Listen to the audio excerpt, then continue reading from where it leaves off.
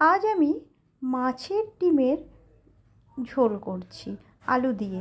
বড়া না, কিন্তু মাছের ডিমগুলো ঝোল করছি, খেতে দারুণ লাগে। এই দেখো, মাছের ডিমগুলো মোটা মোটা করে কেটে আমি ভেজে নিয়েছি আর আলু ভেজে নিয়েছি। চলো কী কী লাগছে দেখে নিই। এই দেখো, টক দই আর ধনে আর জিরে গুঁড়ো আমি জলে ভিজিয়ে রেখেছি কিছুক্ষণ।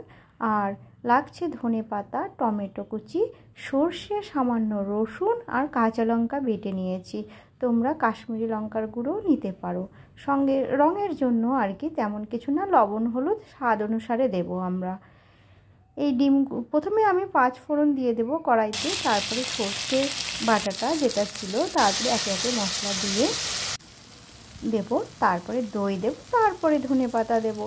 ধনে পাতাটা দেওয়ার পরে আমি একটু বেশি করে জল দেব।